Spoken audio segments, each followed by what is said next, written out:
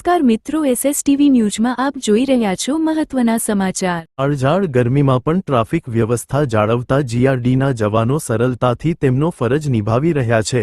ધાનેરાના Maheshwari parlour પાસે 4 રસ્તા હોવાને કારણે અવારનવાર ટ્રાફિકની મોટી સમસ્યા સર્જાય છે।